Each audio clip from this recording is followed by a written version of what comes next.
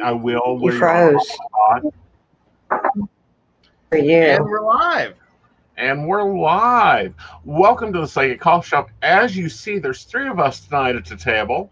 Of course, I'm Aeson Knight. We've got our co-host of the co-host, Techy Joe. And of course, Donna Donovan with Appalachian Pagan Ministry. Hello, Donna. How you doing, honey? Hi. This is sounding really bad. Do you hear me?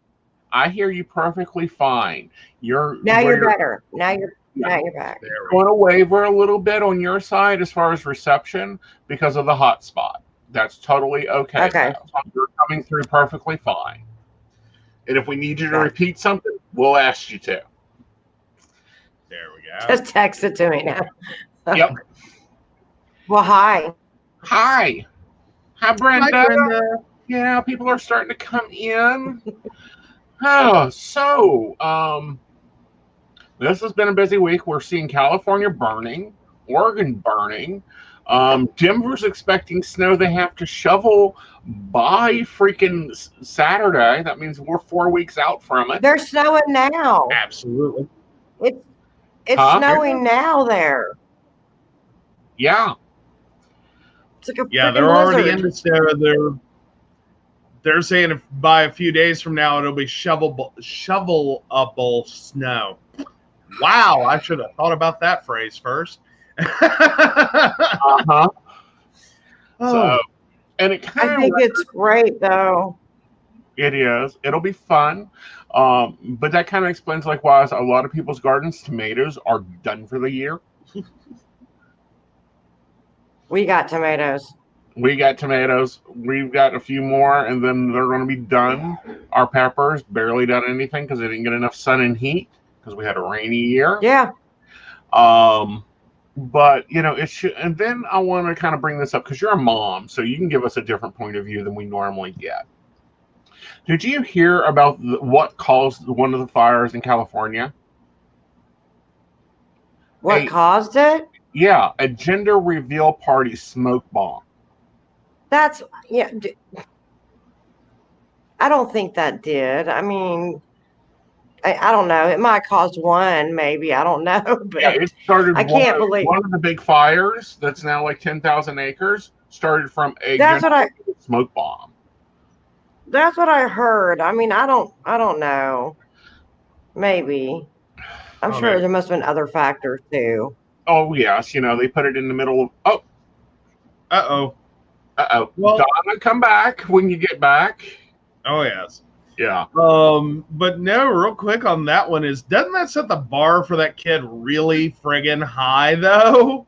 Well, like your gender reveal party turns into a massive forest fire.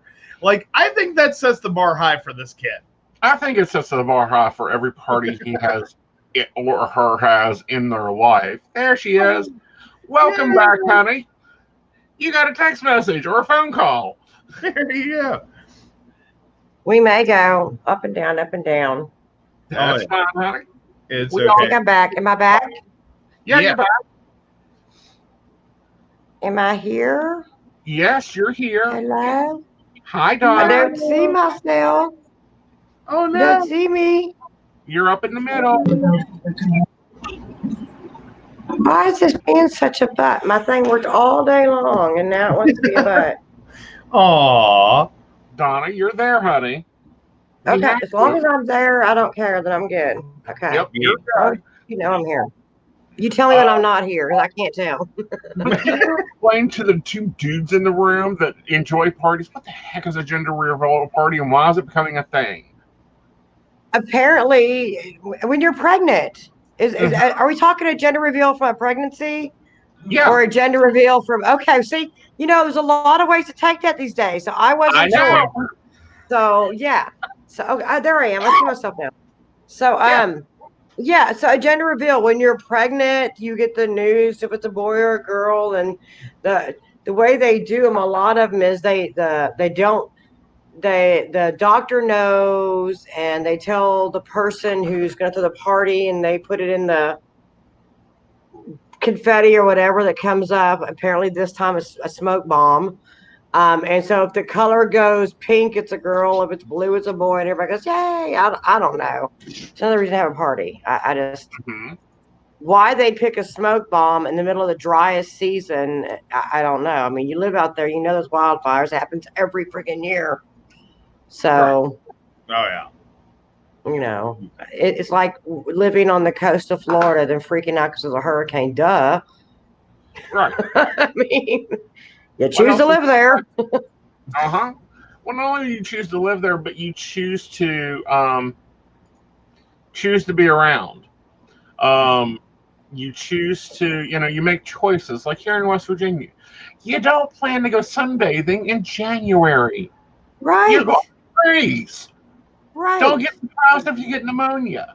Don't set up a smoke bomb in the middle of, fire burning season. I mean, exactly. Absolutely. And we've been lucky. We haven't had that much forest fires this year. Yeah, we haven't. We have been lucky. Now I'm California was bad. My roommate's mother and family live in Monterey, and they almost had to evacuate. They ended up not having to evacuate. It stopped before it got to Carmel. It was right there. And like I said to you earlier, my fiance is in Oregon State Penitentiary, and Salem is getting nailed right now in Oregon. Right. I mean, they had to evacuate 3 of the prisons in Salem and move them all to Oregon State Penitentiary, which is already full. And they're dealing with COVID at the same time now, and they're shoving them all in like sardines, and the prison's on lockdown. So it's pretty scary. And I'm watching the news tonight. The fires in Oregon are just out of there. It's horrible right now. Right. And these are populated areas. Huh? This week they're getting Santa Ana winds from Oregon all the way down to New Mexico, including California and almost all the West. That's already most burning that nobody's talking about. Oh yeah. There's a lot. It's sad. Yeah. It's very sad. But I think we brought a little bit of this on ourselves because we stopped doing the controlled burns back in the 80s. You're right. We did. Oh, thank you. I'm being fed. Good. Can't have you passing out. She loves me. I've been cooking stuff in there. They were happy. Mom's here cooking meals, cleaning house. Doing the mom thing. Doing the mom thing. I'm loving it. Yeah. I missed it. I missed my baby. Yeah. I did. Well, honey, tell us, there's maybe people watching that doesn't know who you are, doesn't know what you do. So let's talk about who you are first. Well, let her choke her food down. Right. Like great timing. You just watch. Hi, my name's Donna Donovan, and I'm an addict in long-term recovery. Oh, that's wrong group. Sorry, wrong group. No, my name is Donna Donovan. I am the founder of Appalachian Pagan Ministry. We are no, Bubba, you're not getting my pepper. We are a pan-pagan ministry devoted to engaging and facilitating the practice of various pagans that are incarcerated at this moment. So basically, if you are of the non-Abrahamic faith, we'll take care of you in prison. If you're not one of the top big 3, Christian, Muslim, or Jew, we deal with you in prisons. We do, before COVID, we were going into 19 prisons monthly in Ohio, 3 in West Virginia, 3 in Arizona, and then dealing with multiple covens and kindreds around the nation by mail and correspondence. But we do go in monthly, and I myself work with the Heathens and do Moots monthly, and then their bloats. And then I have my other volunteer, Minerva, who goes in and works with the Wiccans and the eclectics and pretty much does lessons with them too, and then their rites and stuff as well. I also work with the Satanists and Luciferians. I have a volunteer who actually runs a course for them because there's not enough for congregate worship inside any one facility. So he does it by correspondence. That's kind of what we do. We work primarily in Ohio and then in West Virginia. And and like I said, in Arizona. But the rest of them we do by correspondence, electronic mail, snail mail. We do DVDs and videos and send in to various states, religious coordinators that play them inside the facilities, especially now with COVID. We also work in the recovery community and reentry community as well. We are on the Athens County Reentry Task Force in Athens, Ohio, and we are part of the Ohio Reentry Coalition, working with those that come out of prison and helping to, make reentry smooth as we can. Ohio's actually been really good on that. Stop it! You're not getting my pepper. I have my grandson. Come here, Bubba. Come here. Come here. Come here. Some pepper. Pepper. Well, anyway, no, Bubba, stop. But so that's what we do. Now since COVID, we're not going inside, obviously, but we do our classes by correspondence, by mail, and by electronic mail, and by DVDs and videos. Right. But you're also now doing more than just Ohio and West Virginia. You're in New Hampshire. You're where else? We're sending our materials now in New Hampshire from their religious coordinator for the state. New Hampshire prisons, Indiana prisons, Oregon, Washington State, Nebraska, Texas, New Hampshire, Indiana, New Hampshire, Indiana, Montana, Oregon, Washington, Arizona, Nebraska, Texas, and I think there was another one.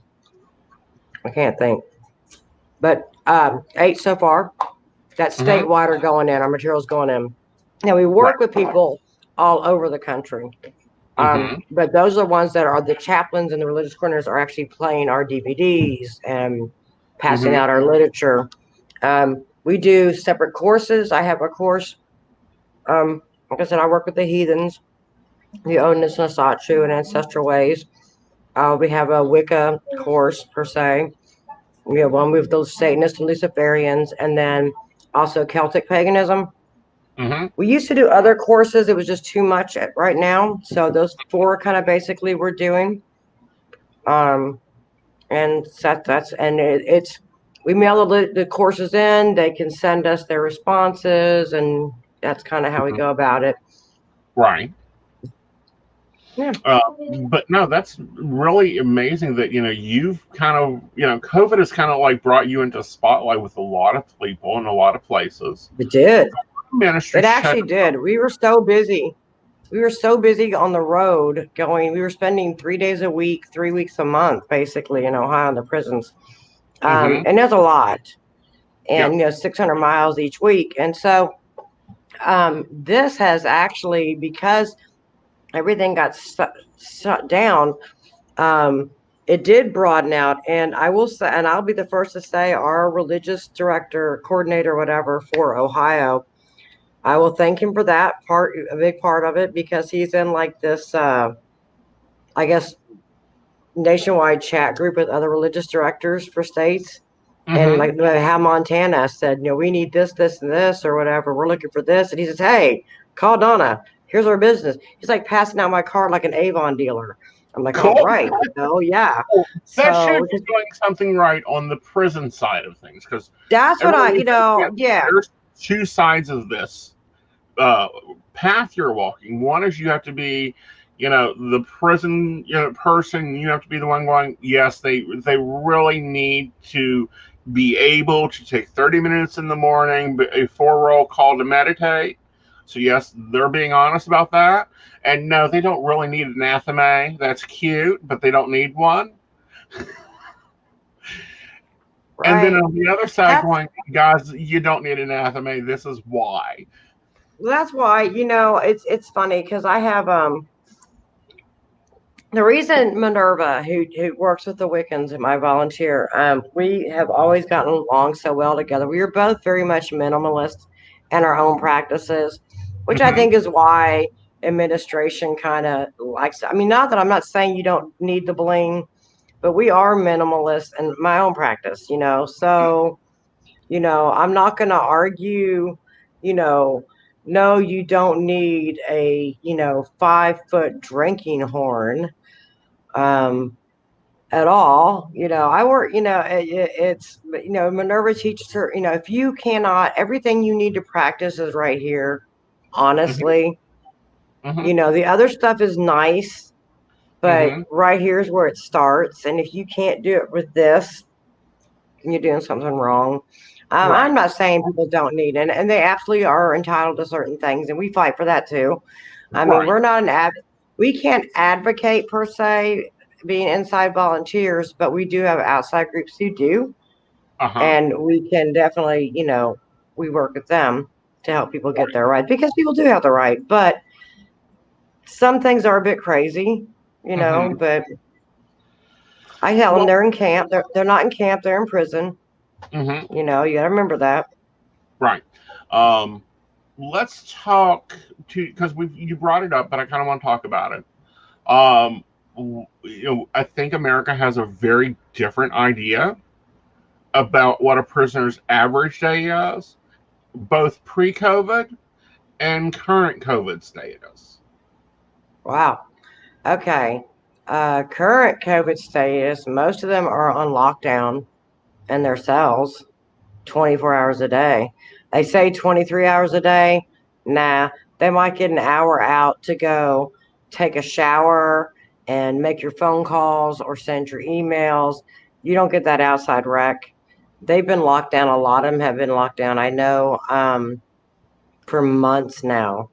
They're being served their meals in their styrofoam containers brought to their cells. There's a whole there's tons of pictures going around about what they're being fed inside, and it's not good. And they're being brought in these styrofoam. They can't even leave to go out to chow or whatever. They at one point, I know they couldn't go get commissary.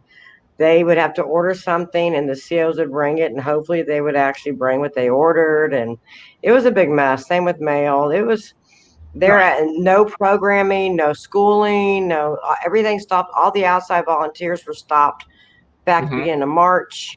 No visits, no nothing.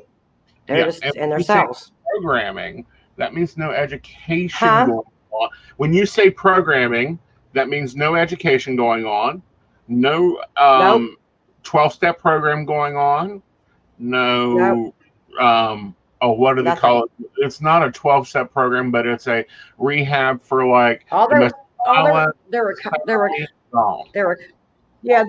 of their recovery services, any of the education programming, any religious programming, any of the, like they had different classes they'd have to do for like thinking for a change. Any of the rehabilitative programs they had, all that was gone. They're starting, I know in Ohio, they were starting to open up slowly some things and some movement. And then cases started going up again. So I don't know how long that's going to last. Probably long. But unfortunately, it just keeps it keeps circulating through. Yeah. And it's a breeding zone because of how they're compacted in. Used to be, and we see a lot in movies, 2 men to a cell. It's not 2 men to a cell. It's 4 to 6 men to a cell. No.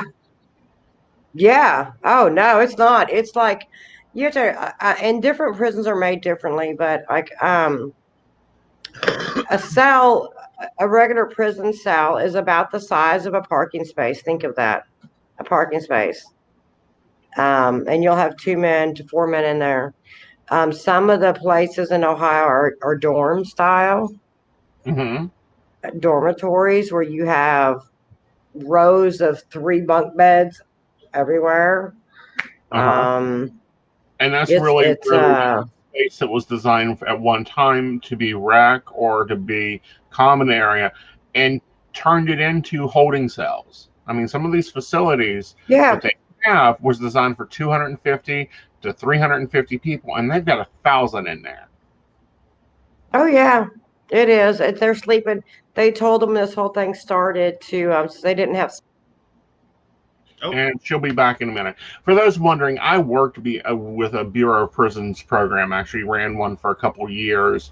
Got some nice appreciation papers, but it showed me a lot going in, a lot of what it was, and she is back. Welcome back, honey. She's back. Yes, you're back. Did she make it? Yes. Back. Yay. Yeah. Yes. They told them to sleep head to toe. Like that was going to stop COVID, because COVID's not going to go to your feet, apparently. I don't know. Yeah. Head to toe. What? Yeah, it was like Governor, when Governor DeWine in Ohio told everybody to, the bars had to shut down at 10 o'clock COVID. Like COVID didn't come out before 10 o'clock, I guess. I don't know. It was weird. Right. It was stupid. And we've seen that. 9:55, you're not going to catch COVID. Right. No. Like the theory was to keep 6 feet apart, and basically, like if you're in this dorm style, like you've got 1 3-man bunk bed, and so it's like head, toe, head, and then toe, head, toe. Was that like the theory that's going to be? They were like literally next to each other, like. They're not separated at all. There's no 6 feet apart. Right. Well, that would be my first thought. And the mask. Here's the thing. They were bragging online about how that the adults in custody were making masks, and they're so big they're making masks for everybody. No, they were making masks for other people. The mask that they got, do you know what they were made out of? Underwear. Oh.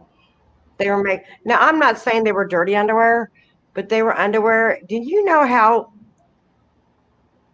Just think mentally how degrading that is. You're having to wear underwear on your face. Like seriously, you're making all these masks for everybody else. You couldn't get a real mask yourself. That. Oh. And that's disheartening. Yeah. Yeah, and she'll be back. Absolutely.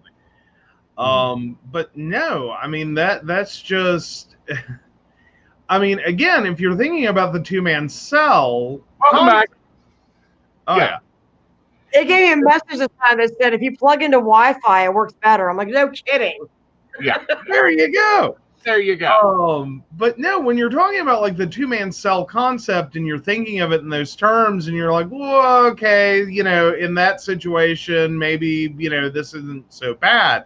But when you're into a dorm setting, this massive bunk room, like think more military movie, right? Kind of situation, right? Yeah, there's no 6 foot from anything.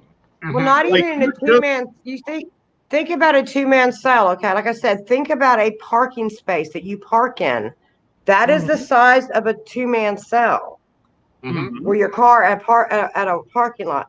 There's a bunk there. There is, and then there's you have a toilet and a sink and like a concrete desk, and that's it. There's no 6 feet in there. Right. I mean, there's no way. So there's no way you're away from each other. Right. And in your mind, because you may not know this, how are they quarantining the inmates that get sick? What they're doing, okay, so if they get sick and they tell them that what they're doing is they're putting them in the hole, what we call the hole, ADSEG. I know that we had some on death row who actually got sick, and what they're doing at Chillicothe, they're putting them in the hole, and when they do that, and this is happening in West Virginia as well. If they get quarantined, they put them in quote seg. They take them away from their stuff. They put them in there as if they're being punished. They don't get to take any of their belongings, their hygiene, their books, whatever. They're literally locked in the ADSEG by themselves as if they're being punished in the hole. And it's damp, and they're given crap food, and they're not treated. They're just left there, basically, and hope you get better. And most of them get worse, not better. And so in effect, they're going to lose their phone calls, their privileges, their books, their belongings. So they don't want to even tell anybody they're sick, because they're going to lose everything and be punished for being sick, and that's wrong. Very. Yeah, and so, and that's if they have ag available. Well, yeah. Well, what they were doing, they brought in tents. There were tents outside in the main yard of some of the prisons at one point, like Marion, the one everybody read about in the news, and it's still pretty bad there. They're watching bodies being. They pulled in refrigerated tractor trailers on the yard so they could watch bodies go. They take them out to a tent and leave them out there and quarantine them outside in this tent. And at that time, it was like March, April. It was cold, but out there. And we were still getting snow. Yeah, exactly. So, yeah, it's that's what they were doing. West Virginia didn't say much about theirs till like now. We just had 143 cases at Mount Olive. Right. Just now. And that's not too big of a facility when you look at it. Mount Olive isn't. That's their max facility. That's where quality of life is. That's their max prison in West Virginia. And there's been no visitation there either. So you tell me how all of a sudden we get 143 cases at Mount Olive when they've been locked down with no visits since March. Well, that comes from staff being brought in. That comes the prison in Mount Olive is exactly 6 miles to Montgomery General Hospital. We had a nurse working, sick as a dog, and the administration would not take her off shift. And if she missed work, she was going to be fired. Well, see, that's the thing in Ohio. They had and I don't know what's going on now with it. I do know at the beginning of all this, that their union, the CO's union, was talking major lawsuit because they were actually told from the very beginning they were not allowed to use PPE. They were not allowed to. Their union offered to provide it, and they were told no. When this whole thing first started over here. Oh, it was insane. And if they called in sick, if they were sick, they had to take their own time off. They weren't getting paid for it. See, and that's a double-edged. That was crazy, and it changed. I mean, it is. So, their union got really involved, and now the commissioner tested positive, which I thought was interesting. But the jails are putting them all in one cell. Yeah, the jails are putting them all in one cell if they're sick together. So they can reinfect and reinfect. Yeah, in West Virginia, they're sticking them all in one cell if they're sick. And we're talking those cells are made for 2 people, and they're packing them in 4 and 5 and 6 at a time. Now, you had some interesting numbers about reentry and exit. The last talk that I heard from you, like 95% will be reentered. Yeah. If and this is true. Out of everybody that's, and I don't have all the figures off my head about how many. We have 2.7 million people incarcerated in the United States. 95% of all people incarcerated, and this is a fact, 95% will be released. I mean, I'm not saying all tomorrow, but about 700,000 to 800,000 a year are getting released. But 95% of all people that are incarcerated do get released. And you got to really think about how we want to treat them while they're in there. Because you put somebody in prison or jail and you treat them like an animal, what do you think is going to happen? They're going to come out like an animal. I mean, that's just human nature. And so you treat them like this, they're just going to get worse, not better. Right. So, and they're all going to come back. They're all going to come out, pretty much all of them. So they're going to be at your drum circles, at your festivals, at your job. In general. And it's not a in bad general thing there, but it's it's difficult for them. And I think that's what Salt very difficult. When Salt Shake Redemption was made, Granted, it was with the old prison system in mind, which is different than the new one, and we'll talk about that in a minute. Somewhat. Yeah. It made a really big point about when you're being told every day when to eat, when to sleep, when to go to the bathroom, when to take a shower, when to do this, when to do that, and then you do that for 10 years. Let's say average sentence is 10 years, which I think it may be. You come out, and you've got nobody to do that for you anymore. Oh, it's hard. When people come out, depending, and it doesn't really matter how long. I mean, it takes less than 60 days for a person to be quote unquote institutionalized for some people. I did 6 months. That was it. I did 6 months in a regional day. To this day, I cannot stand overhead lights. Ask my daughter, I won't keep them on. I take all the light bulbs out in my house. Can't stand overhead lights. I still sit with my back to a wall. And I spent 6 months in a regional 10 years ago. And I still to this day are habits that I picked up that I won't deal with. You get incarcerated for 20 years like this. And I've got guys that are in 20, 30 years that are coming out. And the first thing my mom did, they took me to Shoney's. And I had a panic attack. I couldn't decide what to eat. Like, don't give me that many choices. It was too much. It's brain overload. But that's the truth. And, I've got a really good friend of mine who did 25 years in Texas. And I asked him, how did you even adapt? I mean, right now he's doing amazing. But he was like, when I first got out, I couldn't be touched. Didn't want to be touched by anybody. I couldn't even talk to a woman for more than 5 minutes. I thought I was going to get a write-up. I was acting like, and I was the same way. They took me from Shoney's to Walmart, and I was looking for a wall to pick every time a guy walked by. Because I wasn't supposed to look at the guys in jail. So, I mean, it doesn't take long for somebody to get institutionalized. So it's hard. They have no decision-making skill sets. Most of them, when they go in, you got to figure it's like drug addiction. When you go in, the whole case of arrested development is very true. They are emotionally the same age as when they went in, when they come out in many, many ways. If they went to prison, they were 23 and they came out when they're 50, they are still 23 in that mindset, emotional and social maturity. They're still 23. Right. And make them 23-year-old. Yeah. Yeah. So if we have a 9-year-old going into prison now and they come out when they're 46, they need someone that is a overseer, basically. Somewhat.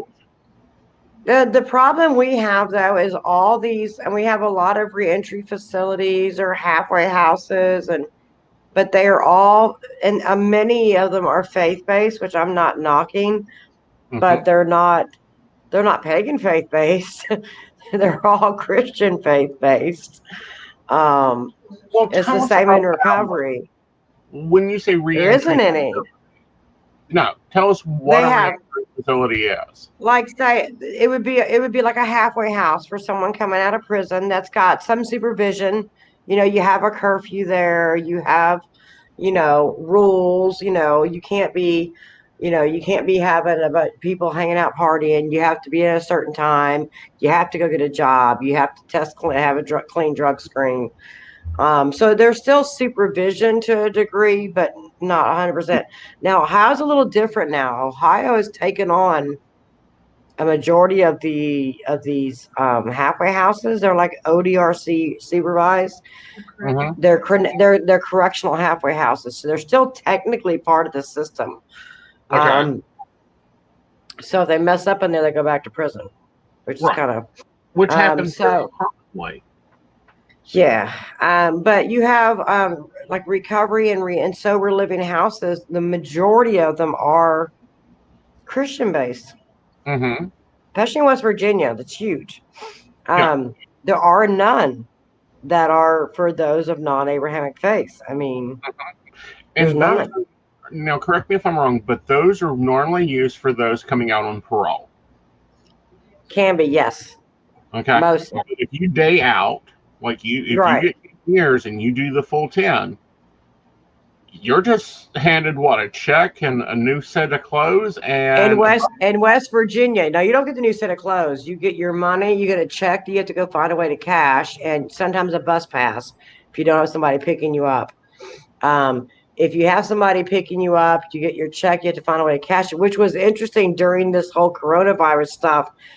People couldn't even get their IDs. They couldn't go to DMV and get their ID because the DMV was closed. I had a guy in West Virginia got out after 15 years, had no ID, had to go get an ID and couldn't do it because DMV was closed. So he couldn't cash the check they gave him to have any money to go get anything, a place to live or whatever. Now in Ohio, we don't have parole here. I don't care if you do the full 10 years. You are still on paper for 5 to 7 years. Wow. Yeah, they don't play around over here. Yeah. West Virginia, you do it, you're done. Right.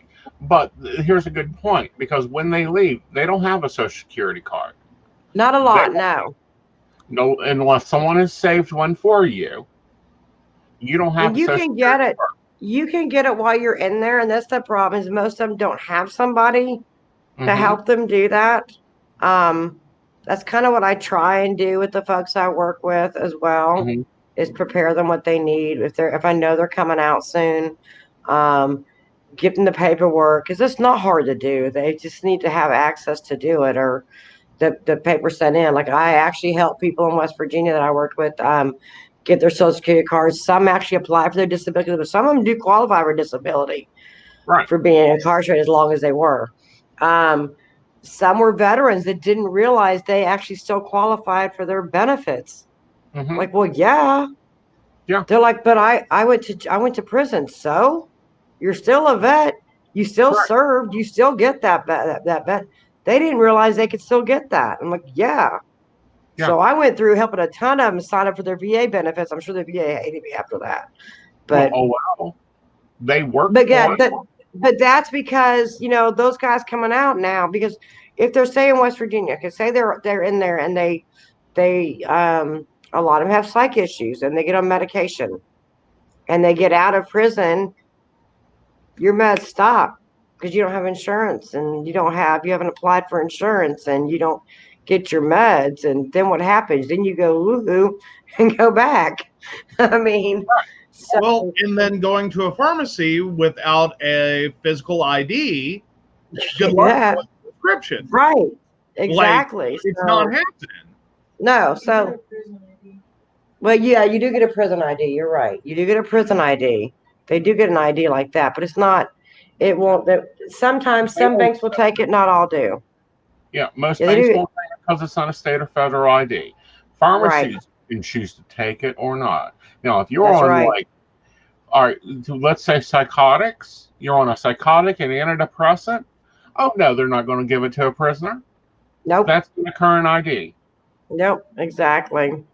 So it's so that's they need people who, and I try as much as I can with the ones that I work with. If you're getting out, that's what we do. Like what I like about over here, like with Athens County, with our reentry task force, and I wish West Virginia would do this. Ohio, I will say, got one thing straight. They realize that they need to start putting more focus on reentry, because if we help these folks and they're coming out, they're not going to be so inclined to screw up and go back. And then we'll have less baby daddies in prison and less baby mamas on welfare. They figured out it actually saves them money to help them when they come out. Right. So they started focusing on that more. And Athens, I mean, I'll preach Sean Stover's praises to the day I die. This man's amazing. Our reentry task coordinator in Athens. He is awesome. But that's the whole point of these different task forces around the state, is each county has their own. And that, not that they do everything for you, but they have all the resources available. And what they like with Sean, what we do is in Athens, if we know somebody's getting ready to come out, I'll refer them to Sean. Sean will set up a meeting with them by JPay or something, or video visit, and have a questionnaire, and so we get an idea of what their needs are going to be when they come out, because everybody needs different things, and be prepared. So when they come out, they go check in with him, and he helps them. Okay, here's you apply for insurance. Here's you do this. Here's how you do this. Here's where you do this. They got clothes to help them out. They help them with the resume writing, job seeking. You know, we have a task board that we meet every other month of all kinds of people in the community, be it recovery services, our adult parole and probation services, our prosecutor's office, the different recovery groups, people, business owners, to get together to say, here's what we can provide, here's what we offer, blah, blah, blah. We can all take notes together so we can get people the help they need. I wish West Virginia would do something like that. Right. Because we have a lot of opportunities here. Tons. And here's the hard facts, and I'm a pain in the ass about this. We have businesses that cannot find employees, no matter what they do. We have businesses, and when I say can't find employees, there's at least 5 places I know that have permanent now hiring signs that they have took and spent money on the vinyl sign, and then had a stand built for it to stand in, just so that they do a business advertisement sign, because they can't find employees. There are 2 restaurants right now that close down after dinner because they can't stay open. What? They don't have anybody to work it. I don't understand that. Well, I kind of do, but yeah. And that's, I don't know. Restaurant work. Nursing home care providers have been needed. Home health care providers are needed. Yeah. Huge. Now, y'all, before y'all go starting that, but they're prisoners crap. I'm sorry. My boys in BOP, if I ever need a set of bodyguards, I will have to contact the chaplain and say, who got out? Who got out? Attentive. Like, they're thoughtful. They know. I just think I told them my star sign, and boom, as soon as my March visits come, here's a birthday card for you. Here's this. Here's that. I get messages. You know, because they know about my son. I still get messages on the day of my son's death. I get Mother's Day cards. You know, we know it's a hard day, Mama Donna. and I mean, they do. I just, you know, there's good and bad people everywhere. Everywhere. I don't care if they're, most people outside probably should be incarcerated or should have been at some point in their life. Honestly, it's amazing. Some people, I'm not going to lie, there are some people that I do not need to know where I live. And there's others that I would rather be around than half the people I know at festivals. Yeah. So, I mean, and here's it's the same everywhere. With them, you know, there are some that are like, no. And there are some that it's like, what the hell did you do to get in here? Well, I was in bad a car, decisions. and such happened. And bad decisions. We all make them. 10 seconds. I think I heard somewhere anybody is 10 seconds away from jail. Oh, when I was in jail, I was there. When I was in jail, I remember the assistant governor of New Mexico, and I remember seeing it in the USA Today paper. She was coming home from a business meeting or something. She wasn't drinking. Coming home from a business meeting, and she hit something and freaked out and went home. And then they called the police. Well, she hit a person and killed them. And went home, and they called the police. She got arrested and put in prison for fleeing the scene. Now, do I think she was intentionally trying to hurt somebody? No. She panicked. She ran home to her husband. They called the police. Yes, she should have stopped. Yes, she should have got out. I'm not judging her for how she did it, though. You know, it's sad, but she went to prison. And I'm like, everybody's one step away. Right. And, you know, we've got, you know, you said what, 700, how many prisoners do we have in jail right now?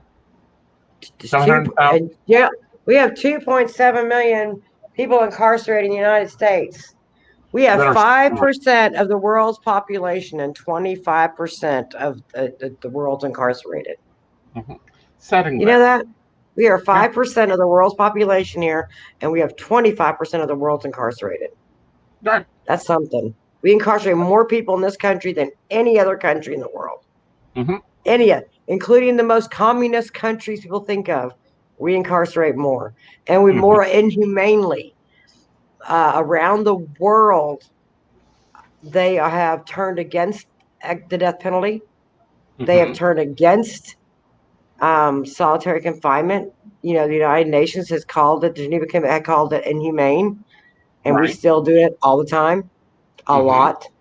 Yeah. For years and years and years. I know men who have been in segregation for 26 years straight. I see them every month, you know. Right.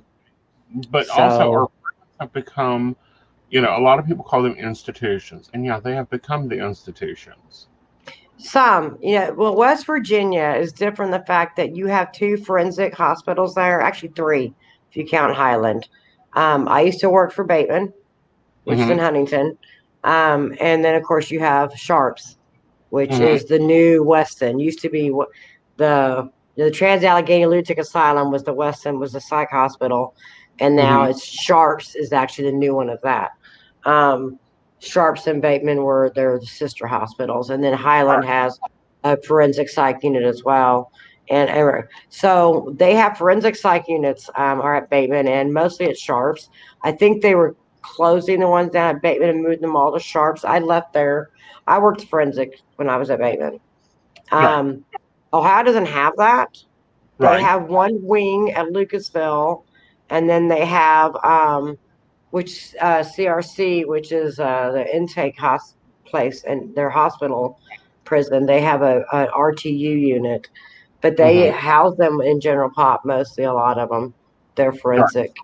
So yeah, it is an institution. A lot of them are like that. Very few have forensic hospitals.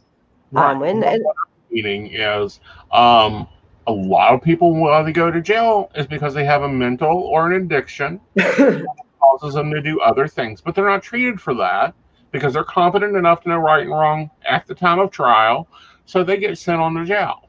Yep. I mean, that's where, you know, we have Ohio has the diversion programs now. I don't even think West Virginia even does yet at all. That's what I think. So, you know, my kid over here works for one of the diversions where she works at. And she'll tell you how beneficial it is. They don't have that in West Virginia. West Virginia does. They have, I will say, the RSAT program they have in West Virginia prisons, which is their recovery program. RSAT is a good program. It really is a good program if the person is serious about recovery and wanting and utilizes it. It can be. But the problem with West Virginia, and I'm not like trying to increase incarceration, but we have such there's such a revolving door. There's no, okay, you commit a crime and say you get sentenced for, you know, selling methamphetamines and you get a 1 to 15. It's your first time. You will go to jail. You'll sit in jail. You've got to touch foot on prison ground. But after a year, you'll see the parole board and you'll probably make parole. And you'll get out. And if you're good for a year, then you're off. You're done. Whereas in Ohio, like federal prison, you get sentenced, say, you're going to do it minimum 85% of your time, of your max, 85% of that 15 years. And then you're still going to be on paper for 5 to 7 years afterwards. There's no getting off easy. In federal, it's the same way. So they go to West Virginia, they get in there for a year, and they are back and forth so many times. It's like a revolving door. Exactly, because when you're on paper, you have someone to check in with. You have someone to say, look, I'm having this problem. And they're going to say, your butt better be at this meeting at this time. And if you're not, because I'm going to be there, then I'm going to come pick you up. That's how the feds are. And that's how, but West Virginia now is so many people are there's so many people. The POs don't have time to keep up with any of them. They just don't. Right. They wait till they commit a crime or just don't show up again. They Right. literally don't. And with COVID, that made it even worse. They Right. can't even do house checks anymore. They don't come in. But I mean, it's just there's no real accountability in West Virginia, and there's no real programming. Right. And so it's like a revolving door, and they get out and go back and get out and go back. And it's like, come on, they need something that's going to help them stick. I don't know. Well, we hear all the time about the amount of money we're spending on prisons. Okay? Yeah. Yeah. Tons of money. However, we have 2.5 million humans stored in boxes, like old shirts. Not getting treatment. On land that is gorgeous. Like, I don't know who the lawn care facility is for some of these federal places, but inmates. It's inmates. Again, but they built ours. Now, prison time of my grandfather's time, because, yeah, he got picked up for moonshine, but that happens. He built 61. He was part of the group that was in charge of building 61. They had to raise their own food there. They raised 95% of their food, which was real food. It would be as organic as it could be. I wish they still did that. Had to make they made all the state furniture. If y'all remember the Supreme Court or West Virginia Supreme Court judge who got wrote up for redoing his office and basically fired over it. Yeah. In the 30s, the prisoners would be in charge of building his desk, building his bookcases, building his chairs. And then when they came out of it is. That's the thing now. We have people don't realize a lot of your quote unquote inmates, especially out in California and all, they're the ones who, when you're calling in Amazon or calling these different companies and ordering stuff, that's who you're talking to. Mm-hmm. You know that, right? Yeah. That's who you're talking to. Right. It is free labor. It's free. It's slave labor. I'm going to tell you, just, not trying to embarrass my man out there, but my man works in the kitchen and out in Oregon. You know how much he made a month? A month working as the chef, like the head guy, from 11:30 to 6:30, 5 days a week, $30 a month.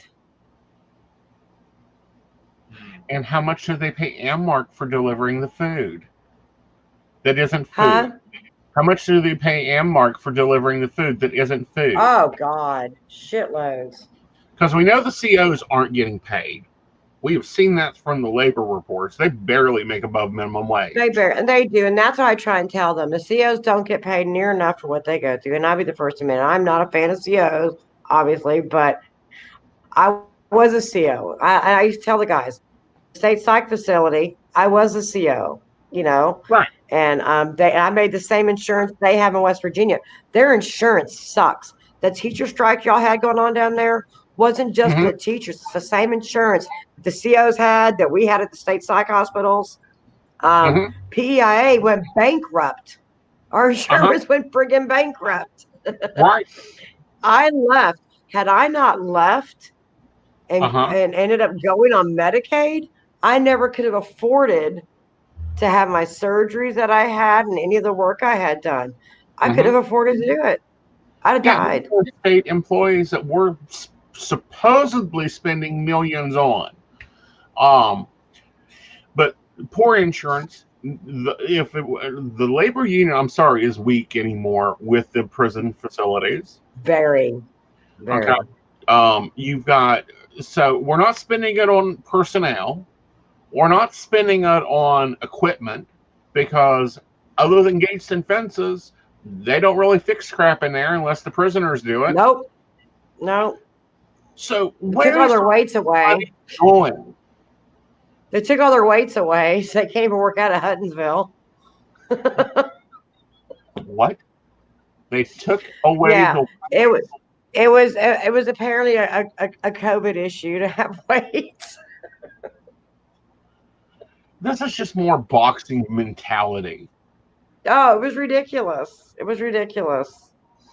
Well, So, as yeah. somebody who used to work in a call center, we couldn't even hand out scissors, staplers, or hole punches because it would get bad enough at end of month that all it took was, and there were stories for each of those items. It wasn't like a universal decision. Like, okay, we're not doing that. Oh, and tape dispensers. That was the other one we couldn't hand out. And it's literally because each one of these had a story why it was no longer an approved office supply. And it was because at some point at end of month, someone lost their shit and launched one. Like a pair of scissors got thrown, a tape dispenser got thrown, a hole punch got thrown. And like, I would almost expect when you're talking about, well, they took the weights away from, the prison. It's okay. I could probably see someone getting beat to death. Like, you know what I mean? Like, actually, believe it or not, is stupidly goes. Believe it or not, the guys are way more respectful when it comes to their weight equipment than anything else you'd ever seen. When I was in jail, they took away our Scrabble tiles and the holders for the Scrabble tiles from the girls because we would beat each other with that shit. The guys got to keep theirs. They took ours away. Well, I will say because we would do that. And how long did it take you guys to recreate those tiles? Do what? And how long did it take you to recreate those tiles in paper? Like that night. Well, that night, yeah, that night, yeah. I mean, I will say when you go to jail, it is, especially jail, like in West Virginia, the way their jails are set up, you have your misdemeanor side and you have your felony side, and most of them are co-ed.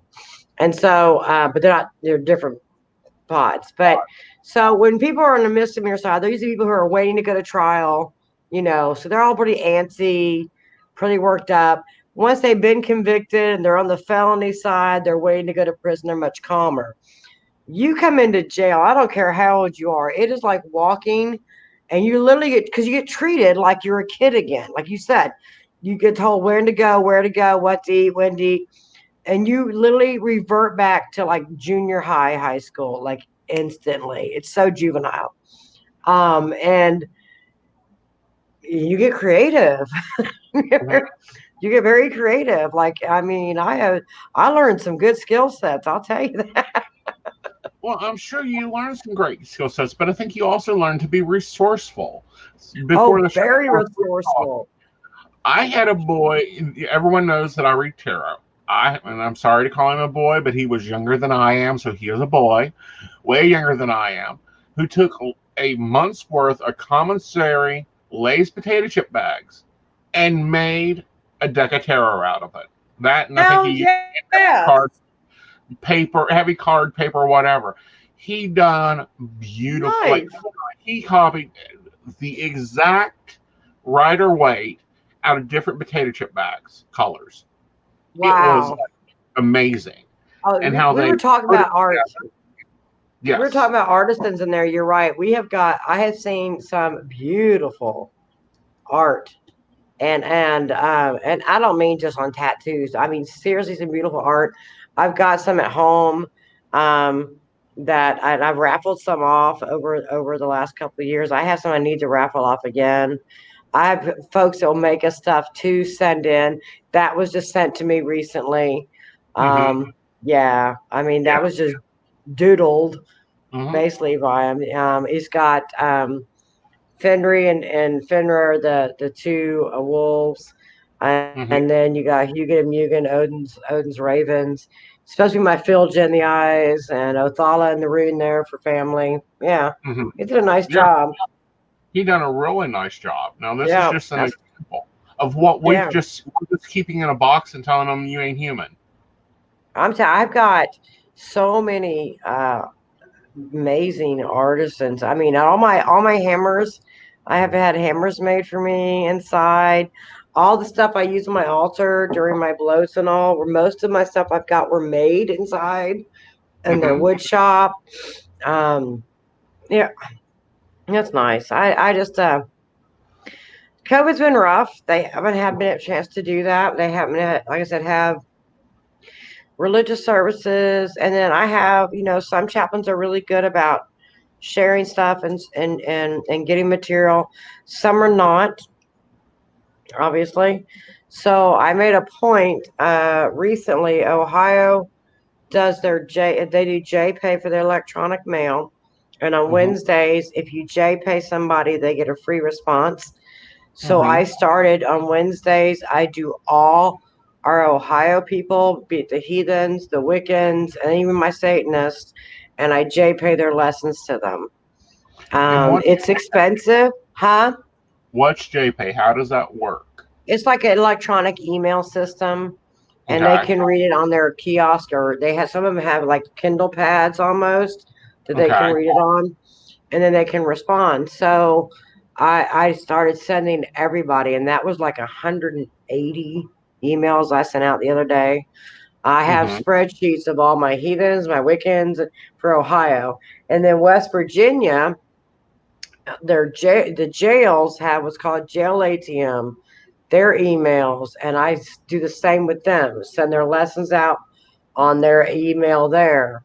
It's a little harder in the prisons because their prisons use a different system that limits the character amount.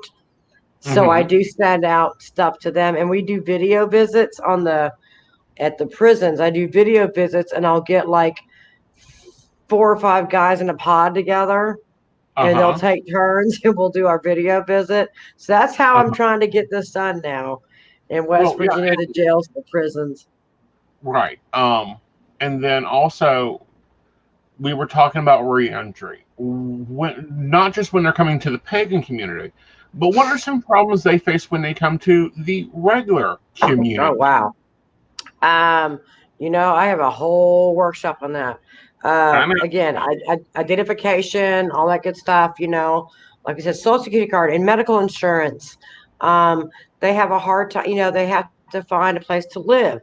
You gotta find people who are gonna rent to a felon. That's harder, find places to live. Or, like if you have, say, your boyfriend wants to, parole to your house, you have to ask your landlord if it's okay. And most people will say no. It's hard. Yeah. You gotta find somebody who will rent to a felon on parole. You got jobs, obviously, jobs. That's the first thing, housing, jobs. They come out with no clothes. If they went in, say they went in when they were using or whatever, and they, have probably gained weight, so they got healthy. And again, so their clothes they had aren't going to fit them. If they gained weight, they may have lost weight. I lost weight. I lost 70 pounds inside. Don't ask me how I did that shit, eating all that ramen. I don't have a clue how I did that, but I did. I'll give you exactly how you did that. You ate ramen and you made maybe some prison burritos. I did. I made bricks. I made bricks.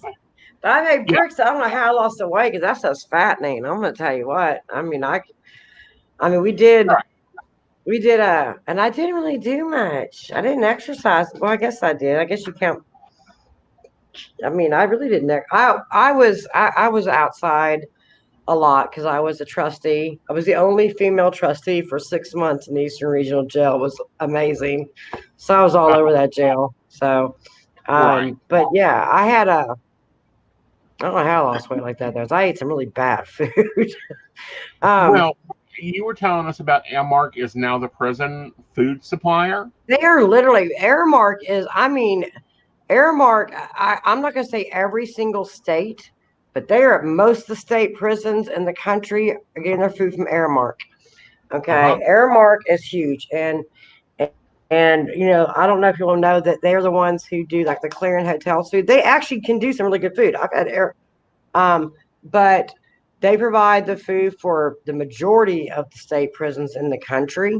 They got the market on this crap, and it's funny. They're hospital food too. Well, hospital food, college food. That's where I got introduced to Airmark. Was the University of North Carolina at Greensboro.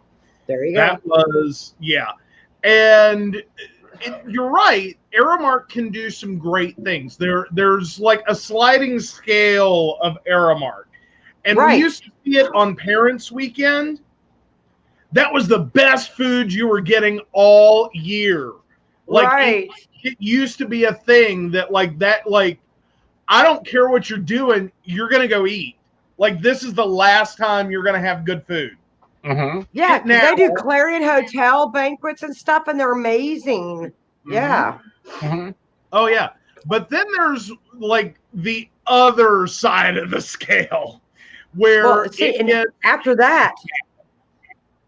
that, lower than that, you have the boxes from them that are marked not for human consumption, and that's what goes to the jails and prisons.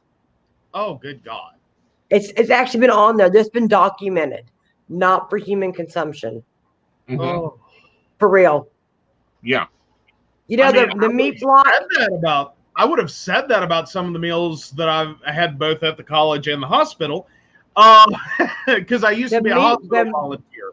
They make the meat block out of the chicken beaks, the feet, the veins, the tendons, all the stuff, the unstuff of the chicken, and they make it into a big block, and they freeze it. And so when it thaws, the way you cook it, you take it out to thaw in the fridge, and you go in the next day to cook it, and it's all full of blood everywhere because all those veins that come undone. And then you put it in the pot and you mix it up, and they use that in spaghetti and chili mac. They'll call it chili mac, or they'll use it for their sausage gravy. It's all that meat block crap. Right. Oh. Well, it's like we were talking about the holidays, one of them being, I got to celebrate a Yule dinner. Yeah. With BT, and I guess Aramark does their supply. We were supposed, the guys got to choose what they wanted. They chose beef that year, so they were supposed to have roast beef, mashed potatoes, green beans, and a roll. Sounds like a decent balanced meal. They could only choose one item of each area of the food pyramid because it had to be a balanced meal. The roll literally could bounce off the tray. The green beans, my gods, I don't think they were cooked ever. If so, they were late season green beans. The mashed potatoes were instant mash that had done separated back to dry powder and water. And the poor roast beef and gravy, I'm not sure it was roast beef. It probably wasn't. Food. And I'm like, I'm paying $1.2 million a year to feed you all. And this is what you're getting served. Mm-hmm. That's a gourmet meal. Yeah, and that's a gourmet meal to them. Yeah, no, I can kind of speak to that green bean thing. Yeah, side note for Aramark, if you're watching, farm to table is not literal. Yeah. We have I remember one year when we started in Ohio, and they were talking about pork, and they said no about their meal. And I said, they need to have pork. Well, I said, well, what did they get? And I swear to you, it's in quotations. I said, my answer was they received a meat product of sorts. Uh-huh. What the hell does that mean? A meat product of sorts. It was that fake soy chicken patty crap. That's what it was. Right. A meat product of sorts. That's a scary thing to think about. I will say, when we did our meals in West Virginia, we were doing like our Yule meals and stuff. They tried really hard with us. At least they get pork over there. Ohio, like I said, they don't even get pork, and they don't make their meal. We are working on that. That is something we are working on. But that's why I tell the guys in West Virginia, they really did have it a lot better than they realized they did over there than other states do. There's a lot of issues, but they do have it a lot better than many states do when it comes to religious accommodations. Not all. There are issues, believe me. Major issues, but they do have it better than some.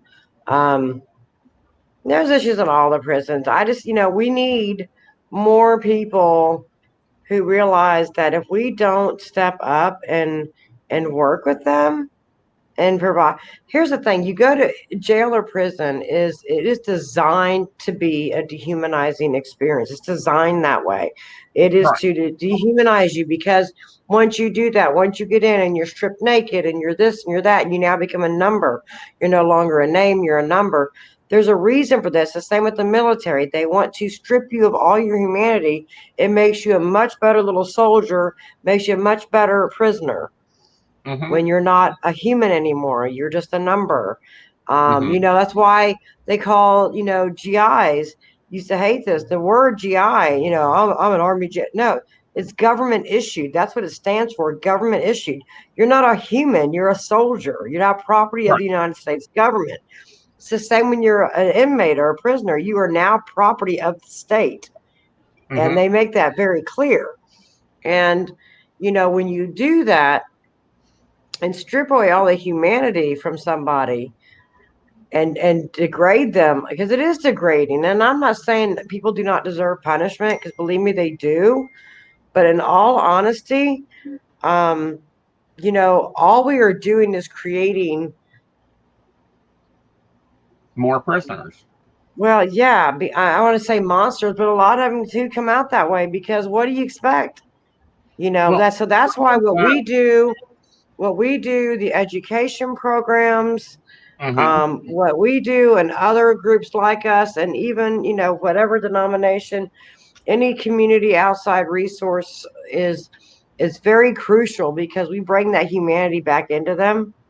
I have got I wonder how many of your guys came from a single or no parent household where one of them two were incarcerated, from a lower class household, income base wise, if not below poverty. And then on that, top of that, they become offenders too, because that's what they were taught. And then their children, because I guarantee you, every one of them are a baby daddy or a baby mama. Yep, quite a few. Then they are, not there for the children, not providing for the children, because what do you send a child? We've got moms in the audience today. What can you spend 80% of 30, so $28 on each month to take care of your child? Ramen? Right. That doesn't mean electric bill, a water bill, or a sewer bill. I don't care where you live. That's right. You're right. People. That's what we had. There's a lot. The majority of them, it's the same story over and over again. It really is. Another demographic that we have inside, which people don't, and I personally, I found this, and it was amazing to me. And West Virginia had quite a few of the guys that I worked with. Now, mind you, I worked with a lot of the heathen population inside. You would be amazed at the number of veterans that I worked with. And the stories were the same. They went overseas. They came back in that sandbox, got into drugs, and that's how they ended up in prison. Right, to either deal with pain or whatever, or PTSD or whatever they were dealing with, and ended up in prison. Yep. I was amazed at how many veterans, They're not taught. They're stripped away of humanity and thinking and decision making, and they're not taught coping skills, how to deal with anxiety, depression, anything. They were to be a soldier. You go back to Iraq and Afghanistan. We were sending guys over 2 and 3 tours at a time. That was wrong. That was wrong. Right. Very wrong. And we created a lot of this mess. Then we come back here and they're in pain, and you got the whole. I won't even get into the whole pill factory crap we had going on in West Virginia. We got the whole opioid epidemic and how it started, and that was, Purdue Pharma right there off the bat. Telling doctors it's not effective. Telling farmers, it's not pharmacies and doctors. Yeah, my son, when we lived in West Virginia, my son was 13 years old. He sprained his shoulder pitching baseball. Our doctor got him an Oxycontin. I didn't know at the time. None of us did. It was a wonder drug. My son, from that point on, was a 16-year-old battle of the opiates till he died 5 years ago. Mm-hmm. You know, I mean, because of that was what our doctors were pushing. Yeah. Because Well, that's Purdue said it's a wonder drug. because But we that don't was let at the, doctors anymore. and that's what at the same time, a lot of these boys were coming back from overseas. You know, look in West Virginia, the majority we sent a lot of people in the military overseas from West Virginia because they had Mm-hmm. nothing here at the time to do. Coal mines were Right. shutting down, coal mines were going bad. They all went in the military and they all went overseas. And they come back addicts Mm-hmm. and go to prison. I mean, I just, I at one time was looking at numbers, and between the two states that I was working, West Virginia and Ohio, and I had way more vets in prison in Mm-hmm. West Virginia than I did in Ohio. And Mm-hmm. it was shocking to me. Right. Well, I'm going to kind of throw you off your game, Donna. Uh, You deal with a lot of women and men who date convicts that have come out, and then they start hitting problems. So if someone's I'm dating one of them. well, no, I'm yeah, engaged to one. you're engaged to one. But what I'm saying is, you've walked those shoes, both sides of that fence. Okay, so my Of people A, dating convicts, and then B, dating convicts when they come out. okay, my That's a general whole rule. different breed of a relationship. My general rule, and I'm completely breaking my own rule. Anyways, and I'll tell you that. But my general rule, and I tell this to the folks I work with inside: do not. It's the same thing with recovery and addiction. To me, it's the same thing. Give yourself a year. Once you get out of prison, give yourself a year before you start a new relationship. Just give yourself time to readjust, reacclimate, figure out who the hell you are again because you haven't been for a long time. And it's the same in recovery. When you start recovery, they tell you not to date anybody that first year because you should be focusing on recovery. That's your time to be selfish, to get back to know yourself because Mm-hmm. you don't know how you're going to react to things, and you're not even yourself. Like I said, you have to catch up to where you left off all those years ago. Well, let's Um, say they I skip I rule say one. that, huh? Let's say they skip rule one. They're already in a relationship or were in a relationship before they went Okay, in. so what should I tell them? Okay, so if you're the person dating somebody who's coming out of prison, you need to learn some patience. I will tell you, especially if they've been in long term. And the guys hate when I say this, but many people, and they're incarcerated, I'm not saying they're all narcissists, but they do end up with a lot of narcissistic tendencies because you're incarcerated. It is all you. It's you in there. You're all by yourself. You are the focus of your world. And so it's hard. They will get some and so you have got to learn to set boundaries, healthy boundaries, be understanding, and realize that that person who was 23 when they went in, they may be 45 years old now, but they're still thinking like a 23-year-old in a lot of ways, Mm-hmm. socially, emotionally, and can be very, like I said, have narcissistic tendencies because they are used to taking care of just themselves and their focus being just themselves. That's a survival skill in there. They Mm-hmm. also tend to mask their emotions because you have to inside. It's a survival technique to not be show their emotions. It doesn't mean they don't feel them, but sometimes it's a little hard. You have to be patient. Mm-hmm. Don't be manipulated. Mm-hmm. Set boundaries, Mm-hmm. but be patient and understanding. I mean, it's got to be. You really got to understand where they're coming from before they got there, what they went through inside, and Mm-hmm. now, because it's going to be tough. It's going to be, and it's going to pluck your buttons, Mm-hmm. and so And yeah. they'll pick up habits. I had a client, and I'm not releasing information that I shouldn't be. Um, Her boyfriend came out. He went in, done his 2 years, came out. When he went in, he was all relaxed, all chilled. Everything was good, whatever, darling. When he came out, she says he makes his bed as soon as he gets out of bed. Food has to be in a certain order. He can only eat it in a certain way on a plate. We had to get him. I mean, she was just freaking out, like, what True. happened in 2 years? And I said, It's nothing. true. It's true. No, like clean. Okay, you got to figure if your house. again, let's go back and visualize that parking space. Okay. Visualize that parking space, and you and another person are in there. And that is your whole space. Like that's where you eat, sleep, shit, bathe, do your laundry. Like that's it, really. Mm-hmm. You know, you don't have a lot of space. And I know many are very obsessive about cleanliness. Mm-hmm. You know, you will have a clean freak come out of prison, especially they've been like my fiance. Okay, their prison at Oregon is they have well, here I will send you a picture real quick. No, don't. I mean, you'll drop down. You'll drop down. Don't do that. Okay, so picture five rows, 5 tiers of these cells with the bars all facing this way, 5 floors. That's their house. Each cell held 2 men. Okay, so 20 years like that. Mm-hmm. You will be very anal about your space and the cleanliness and where things are organized. And so, yeah, I'm the same way.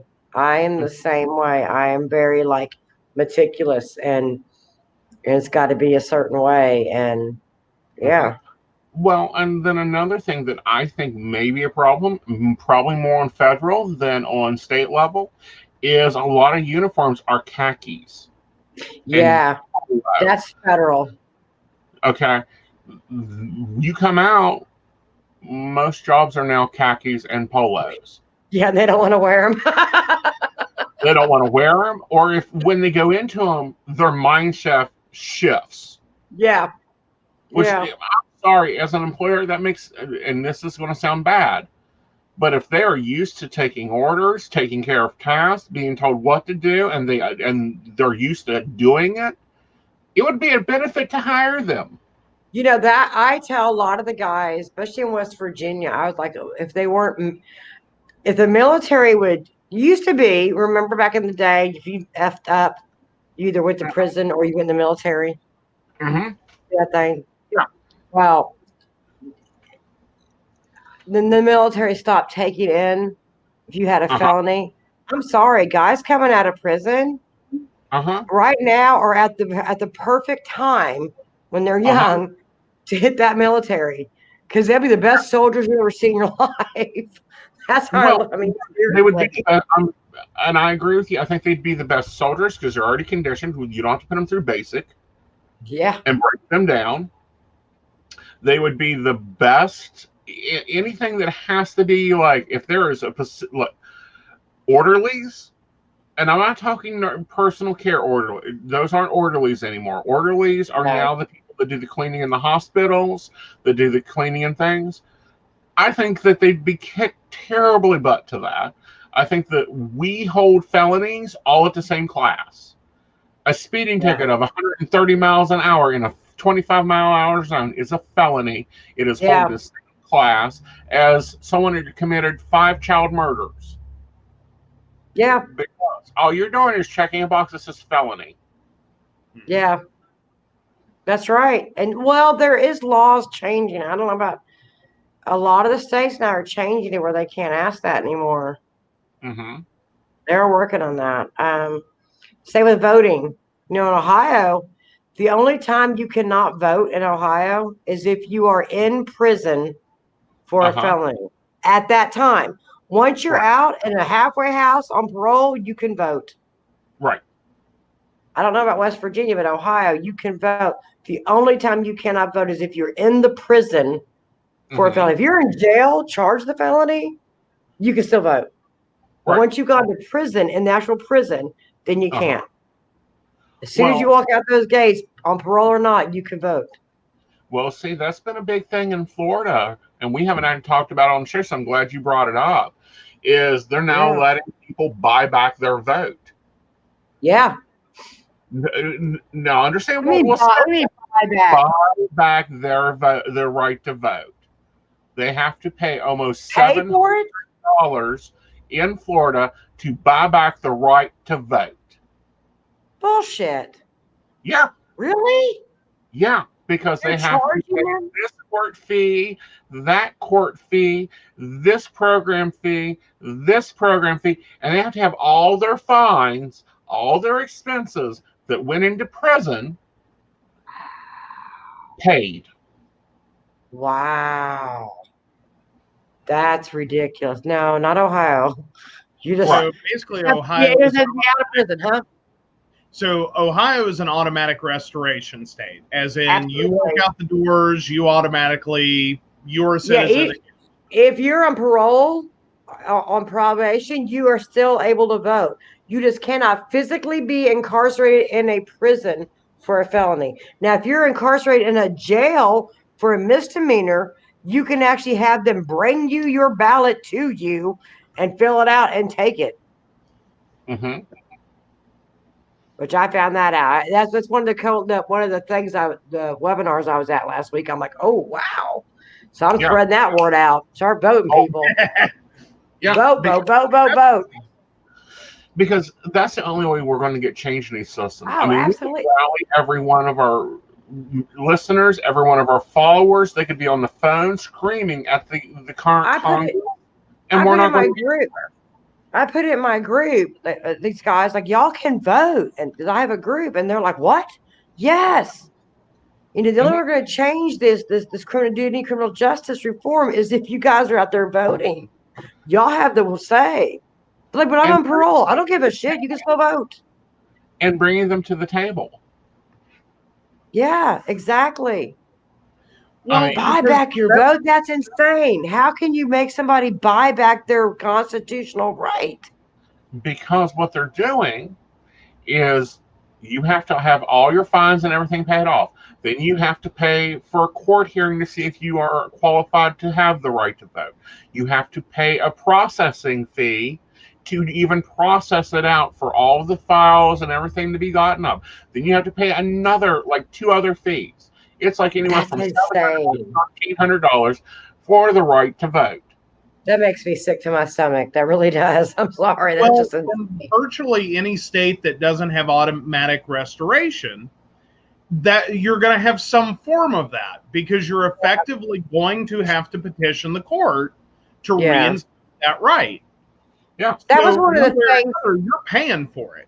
See, that was one of the things when they had the whole Chaz Chop thing in Seattle that was kind of annoying for me, is that one of their demands was the voter restoration for, convicted felons. They're one of the first states to do that 2 years ago. Like, y'all are asking for something you've already got. Come on, people, get your stuff together if you're going to ask for demands. Do you have it fully? Is it being applied fully? No, yeah, they did. They've had it for 2 years. Yeah. Again, because Florida's now listed as a restoration state for $800. Wow. At minimum $800. If you get multiple charges, that's per charge. Oh my gosh! No, wow, yeah. They just need to move to Georgia or somewhere. If they're allowed. Come to Ohio. Because a couple years ago there was a lot of stories about inmates that couldn't find housing, but they couldn't leave the county. Right.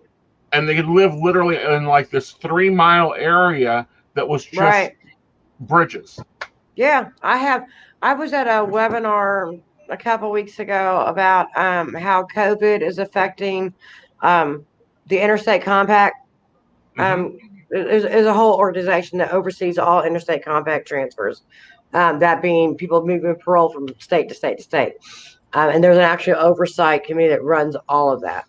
And they are really working because of the coronavirus and how that, I was watching how that affects it, that they are really working hard for people to be able to make those moves, because they realize you get arrested, you go to prison in Florida, and if you've got family in, say, Ohio, that is supportive in your recovery or reentry, you are 10 times better off going there and more chance of success than staying in Florida and reconvicting.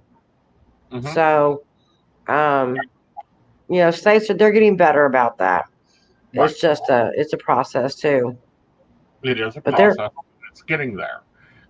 We've got about a minute to 5 minutes left. So why don't you tell us for the our Send listeners. send us money. Well, I get send us money, honey, but tell us money. how to do that, because we have listening audience across the globe. Yeah. All right. You can go to our website, which is www.appalachianpaganministry.com, and we have a how you can help page. You can send via PayPal to www.paypal.me/send us to prison. We take Cash App, $ APM, small t, small o, capital P, risen. So APM to prison. That's all on AppalachianPaganMinistries.com. Yep, that's on our website. You can also, we do take book donations. However, it is a little more difficult now. We take them inside to the chaplains directly. So we're not really taking them in right now, obviously, but we will gladly take, if you want to ship books, I'll take books and we'll hold them till we can get them in. Boxes there. Yeah. Let's see how else. If anybody, God, I'm half out of it. I don't know. Yeah.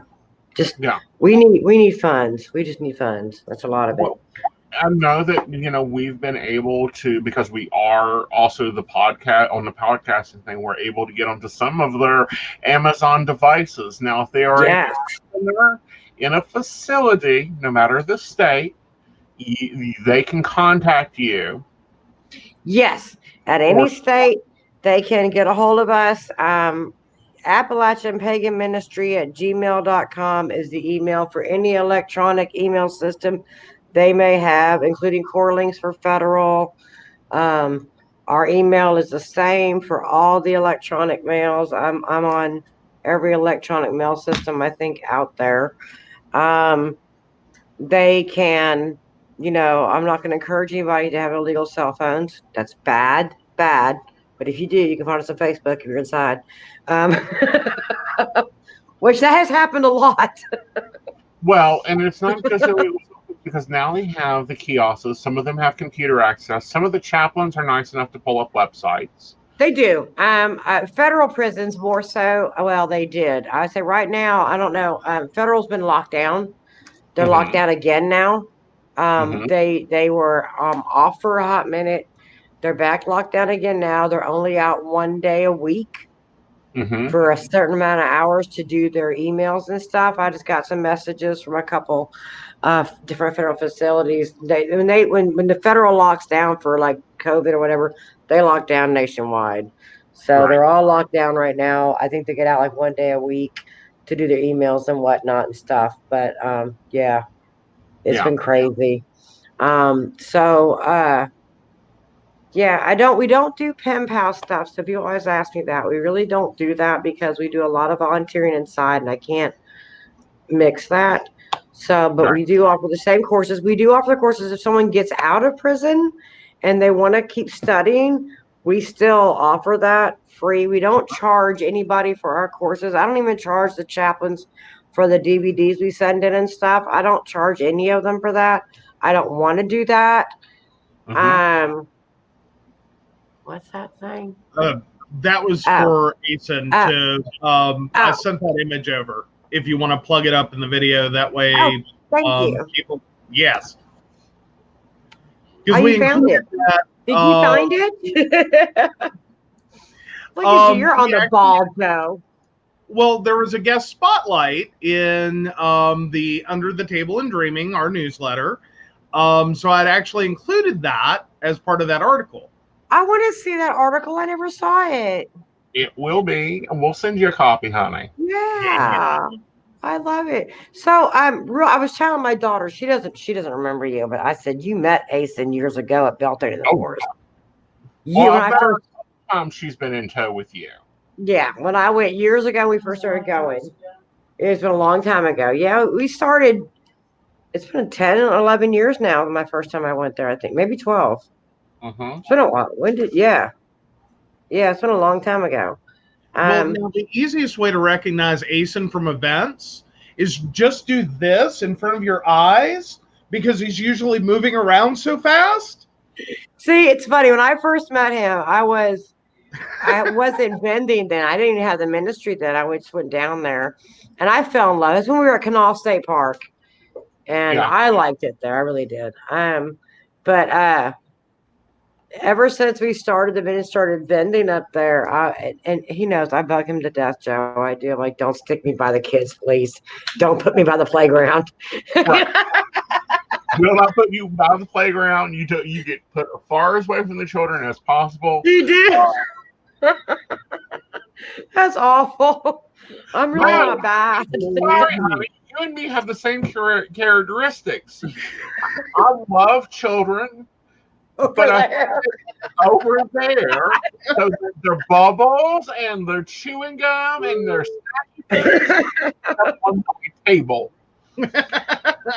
And usually, somehow, if we're somewhere else, like Ace and I end up being by each other somehow at different places. So yeah, that works out. They always stick the psychics and nonprofits together. Yeah, they do. Because they don't know what to do with it. So we get the leftover Which I think is good. We should just, and I burn a lot of frankincense and myrrh, so I'm like, oh, bring us money. Is it working, Aeson? You're the psychic. Is it working? Well, honey, if not, here's your little bit of fast cash oil. Put that on your Okay, so it totally helps if I hit send. It does. I tried to send him an image and forgot to hit send. Well, you guys, yeah, honestly, people want to go to our website. It's the best way to look at the how you can help resource page. And like with you, I got your email and if people, like I said on our website, if someone has an idea for a class or something they want to offer, I am all for that. I will happily get it as long as you don't mind us putting our stuff on it, and sending it in. And the way I do that, if somebody does seriously want to offer a correspondence course, it does. I tell people it takes time. A lot of times people don't respond right away. And we have a lot of mail. It takes time going in and out. So you got to be patient. But I will get stuff in and then everything goes through us, our PO box or our emails for safety reasons, for one thing, and to keep everything tracked as well. So that's why. So like I say, if you were doing a correspondence course, like my Satanist dude, the people I will send in a lesson, they send the response to me. Yay, there it is. Like APM to prison. Woo! I said they send me, the response. I send it to my volunteer. He responds, and I go back that way. So it's a lot. Emily's over here cracking me up. What are you looking at? She, in her comments, said, we three pagans of Appalachian are bearing smudge sticks. We travel so far. Who said that? That was Emily. We love Emily. Oh, God. So, okay, I will say really quickly, because I'm not going to talk a lot about it, because I do have a journalist who's going to tell the story. However, most do know, and it was not made a secret. It wasn't broadcast that the first federal execution in 17 years was in July, and I was the minister on record, and I was there for that. Right. So if you look at the article, instead of saying Appalachian Pagan Ministry, it says he was there with his Appalachian Pagan minister. Like, what's an Appalachian Pagan minister look like? Apparently like this. I don't know. It's something purple robe. I just died. I'm like, what? So, that was one time this year I did actually leave and was in Indiana for that. So that was, that I came back and quarantined and did my COVID test because. Right. But again, that's one of the services that falls to us pagan ministers. Like, I'm still on record at BOP if they go back into doing that crap. And they are. We get called back in to handle that. They did 4 that month. What I'm saying is, and this is something I'm going to throw at you because you've experienced it. I have been through, at least 3 coven trainings for high priestship, a training ship through ULC that I took on my own, counting in that 3. Not one of them covered being a pagan minister in prison. Not one of them covered how to counsel during an execution. Not one of them told about the emotional toll, which I know you went through. Yeah. Yeah, we're going to do. I had, and I will say this, I did, aside from the drunken live feeds I did that I took down the night of, thank God, thank you, Faith. I went through a 5th of Jameson that night and then got left alone and proceeded to go Facebook Live for hours, apparently. I don't recall any of that. I got a call from my daughter the next morning saying, get those off Facebook now. And I did. I have not really told or I am spoken about everything that happened, and I will in a way. I have somebody who I trust implicitly who will write my story for me because there's a lot to say. I was the only person in 3 executions that week that was not a staff member. And there were a lot of things to say. And there's a lot of things that were done wrong, obviously. Right. But I think that, you're done with that. I don't regret it. Turn into training because there are a lot of us out there that aren't prepared. I will say this, and I won't go into details, but I will say this as far as training, because they record those things. And I will guarantee you that the recording from Danny Lee and myself is probably going to be a training video for BOP guards somewhere someday on either what not to allow in an execution or what to expect from pagans in an execution, especially heathens, because we definitely showed them how heathens die. And it was right. I don't regret any of it, and I'm very blessed, and that I am very blessed that I was able to be there for him, and he was for me. There's a lot of healing on both ends with that, and I talked a little bit about that, and I'll talk about it when I write about it. But definitely. Yeah. I got his ashes. I didn't put him on Facebook. I got his ashes last week. Really? Yeah. It was really nice. That's fine. Yeah. Yeah, there's a lot. There's a lot about that. People, and that's the thing is I'm hoping that this is not something that we need to make a training for. I would really rather not. You know what I'm saying? I wish we didn't have this. To do weddings. We are trained how to run ritual. We are never. I have yet to be trained. I have my own ideas. Thank goodness I grew up in a Pentecostal household with a Pentecostal pastor as a father. We are never trained how to do crossings because they're too hard. See, I did. Okay. That's why I started this. That's why I started this. That's what I did this for to begin with, ever. Was for death. Yeah. I worked in common world, everyday trainings, we are never taught crossings. We are never taught how to counsel a lot. Right. We are never taught how to grief counsel. We are never taught how to deal with executions, how to not only mentally process it for ourselves, but help that inmate process that idea. Yeah. A lot of things are thrown on ministers. Yeah, there is out there that covers all of them. There was I started this because when I started years ago in the medical field, I started as working end of life home health, actually, in conjunction with hospice, and that's when I started wanting to become ordained. Was helping with crossings, but it's like Minerva, my other volunteer who handles Wiccans. She has 5 on death row in Ohio that she works with, and I have 3. And one of hers is actually, his date is next year. It's coming up. It was this year, but because of all this stuff, because of not being able to get the drugs, they had to postpone it a year, and now the whole COVID thing's going on. So we don't know what's going to happen next year, but she has one. We thought she'd have been the first one when we decided to do this ministry together. Mm-hmm. And when they asked us to go to death row in Ohio, and we work on death row,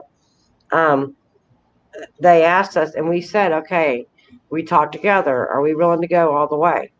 Because no point in going in there if we're not going to go. You know what I'm saying? Right. And we both agreed, yep, we got this. We'll do this. And we will. We thought she'd be the first one. We didn't think this was a surprise. This wasn't planned with the federal. We didn't think the feds are going to be starting this again, but apparently Trump's got to get elected. So there you go. Mm-hmm. And unfortunately, it was 100. It was 100% political. The whole thing. Well, again, that happens. It's like in West Virginia. How do you know that it's an election year? The roads start getting worked on. Yeah. We start seeing postings about new companies coming to the place, and then there's always a crackdown on law and order. Yep. Sorry, that's the Politico role of stuff. I started doing like funny videos with Jim Justice. Maybe I should. I do drinking games with him on his speeches. I don't think that's safe for life. Like, do you do the drinking game with Jim Justice too? I can't because I'm really trying right now heavily to keep the 3-liter bottle of White Russian out from the bottom shelf of my refrigerator. God, if you were, you would lose it if you did it with Jim Justice. He's great.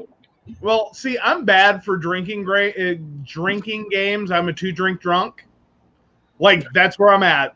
1 drink, I'm good. I'm happy. I have 2 drinks. I'm so good and happy. 3 drinks, I'm hugging a toilet. Oh my gosh. That's don't do the Jim Justice drinking game. You wouldn't make it past the first sentence. Never mind. Yeah, I won't live. It's not safe for life. See, and with me, currently, I don't know what's going on with my body. Maybe it's just that, I had enough alcohol as a youngster. I'd make it past Jim Justice, then have to go watch Divine do his speech, and then turn around and have to watch a Trump news conference before I'd get anything out of it. I cannot. It's funny. When this whole thing started, the whole COVID stuff started, I will tell you, I was on the wine train. I was quite happy and impressed with the governor over here in Ohio. I was like, I'll be damned. I'm pretty happy because Dr. A, man, she was the bomb. And I thought, wow.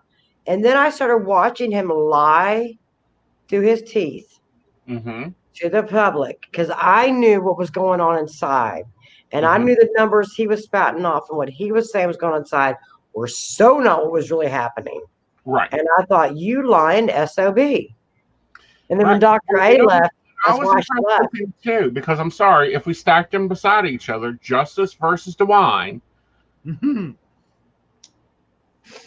DeWine would, he does better as a governor in appearance. But I'm telling you that I thought I would never like at all the governor of New York.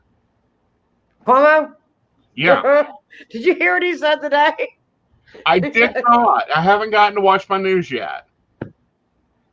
Trump could never walk the streets of New York again safely. I'm like, whoa. He said he better bring an army with him. I said, well, like he never walked the streets to begin with. Well, but one, I don't know. We could set up mini golf. Hey, I like mini golf. Don't ruin that for me. Yeah, let's not ruin mini golf. But what I'm saying is, I'm sorry, if we look at the COVID response, him and the governor of California have stepped up, kind of acting like president and VP, because the federal government ain't backing us. They ain't taking care of our elderly. They ain't taking care of our students, and they ain't taking care of our prisoners. All those people they need. You want to see how a country or how a community is? Look how they take care of their disabled and those who can't take care of themselves. No. Well, but it's 11:30, gentlemen. I know we're out of time, honey. Thank you. I gotta go smoke a cigarette because I can't smoke in her house, and I have been here for 2 hours, no cigarette. That's pretty good. I know, right? I would go out back. I would take you outside, but I have to get her some light bulbs for outside. She's like, she's a broke student. I have to get light bulbs. Mom has to get light bulbs now. Hey, I'm glad that she's still a student and doing well. She is. She wants to go be a social worker in a prison. Who'd have thought that would ever happen, huh? Majorly. Very awesome. Yeah. Yeah, I'm pretty proud of my kid. She's good. Yep. Yeah. She's doing really good. You're doing really good. I'm so proud of you, honey. Thank you. I'm trying. You know, it's I am truly blessed because it's someone we were checking out. What would you do if you could do anything in the world? Dude, I'm doing it. I am. Yeah. So I am. Yeah. And now you have homestead and I'm going to. Look, that's the one thing. She does not like my whole homestead idea. I'm not shitting in a bucket. She says she's not gonna shit in a bucket. Like, I'm all for the composting toilet, dude. I'm all for the composting 5-gallon bucket sawdust. I'm doing it. It's better for the environment. All right. Well, She said, have a good time. She told me that if she ever finds out if she has kids, if I ever have the grandkids clean out my 5-gallon compost buckets, she will never let them come see me again. Oh, honey, she needed to come live with my grandmother who, Saturday was building day. Absolutely not. She said, absolutely not. Well, I love you guys. Thank you. Thank you. Bye. Thank you so much. Bye. All right. So, guys, we still have some housekeeping to do. Yes, we do. And we do want to say hello to everyone. I know that we usually are more like, hello, Terry, hello, Shannon, hello, Jessica. Of course, hello, Emily, and hello, Dottie. We're also glad you could join us. This is not pre-recorded. You are not getting a pre-recorded session, but we were trying to make sure that for our guest spotlight, that we didn't interrupt, much like we do with our author spotlights. Right. So, and I hope you guys enjoyed this. Also, I want to thank, we have some new patrons that haven't been added to the banner. And thank you guys really much. We will get that updated. This week has started out being a gangbuster for me, with a lot of organizational stuff. So there is that, but one of them I do know is our lovely Brenda. Thank you so much for joining our Patreon. Thank you, Mika. Thank you, the Crystal Lotus Shop. Another at 87.8. I messed that up. Take it over, Vanna. Okay, so of course we want to thank Beverly Walker because you forgot her. And the Crystal Lotus Shop at 89 Old Main Plaza in St. Albans, West Virginia. Be sure to check them out. Yep. And, they're celebrating their 4th year I believe it's this week or next week, 4th year in business. Mm-hmm. That's a milestone. Yeah, especially right now, the number of businesses, especially newer businesses, younger businesses that are under that 5-year, belt. Uh-huh. Still in business. They're still there. They're hanging in there. And it's a hard, tooth and nail kind of fight for any small business right now. Right. So always make sure to support your local small businesses in general, and especially right now. And if you want to learn more about becoming a Patreon sponsor or more about us and the show, please be sure to visit pcspnetwork.com. And hope you guys have a great evening. Yeah, they're doing a thing every day, a different discount, different thing. I will not be there because, again, I'm still under house arrest. But book through the store. We were so close, guys. Like, we were so close. Yeah, now we actually hit 2 weeks. We hit 2 weeks. We hit his doctor's thing. Like, the benchmark was 2 weeks under 3%. West Virginia did 2 weeks and 2 days. Yeah, I was even packing my briefcase. Yeah, before we suddenly hit, like, what was it, like 6%? And then I think we even hit as high as like 10% in some places. The numbers are crazy. Yeah. Like, it just went total nuts. Well, they started running tests again because, the golf thing had been over, so they could run tests again. Yeah. But no, the Crystal Lotus is running a different special for each day of the week. And so you're about halfway through that week, but there's still time left. Make sure to check them out. And if nothing else, go visit them on Facebook, the Crystal Lotus Shop. Well, that, and then I want to give a shout out to Beverly Walker's business, Walker's Way Weeds. She is getting ready to put her store on vacation, so I understand she has a lot of miniature stuff on discount. Ooh. Yeah. Ooh, yeah. Walker's Way Weeds. Got to check that out. She makes cool stuff, guys. Yeah. And really. I'm not just saying that because she's my sister and I think she's awesome, period. But well, she's my sister-in-law, so I'm not required to be nice, but she makes me good stuff. Uh-huh. Yeah, try that in my family. Oh my gosh. But no, she really does make really cool stuff. So yeah. Yeah, so we will be back Friday, and of course on Friday I will be taking questions. And the next Thursday we have another guest coming in, and we may have a guest on Friday of next week too. I'm working with trying to get Father Thomas on. Poor baby Mott. I'm afraid you're going to have to tell us all about this on Friday. Like, we got to hear more. We got to hear more. We got to keep up. We got to keep the world up to date on the baby Mott. Well, not only that, but I'd like to have Emily on one of the Tuesday night shows. Yes. You know. Oh, my God. We are preloading images for that, though.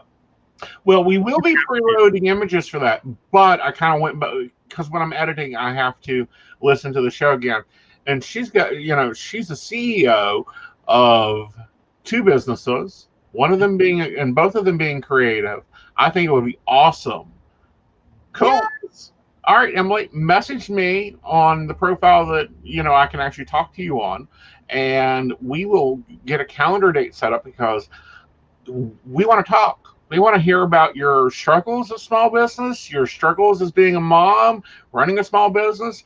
Now the child that's maybe homeschooled, may not, how that affects things. I think that would be totally cool. Yes, absolutely. So, yeah, that will definitely be wonderful for the October edition of Under the Table and Dreaming, which, by the way, we will be selling for $2, which is $1 more expensive than becoming a Patreon subscriber and getting it each month. Yeah. Automatically. Yep. All right, guys, have a great night. It's really going to be pushing the editing booth, but that's okay. And you guys have a wonderful time. Ooh, she going to spill it all. All right. Until next time, guys. Night. Next time. Night.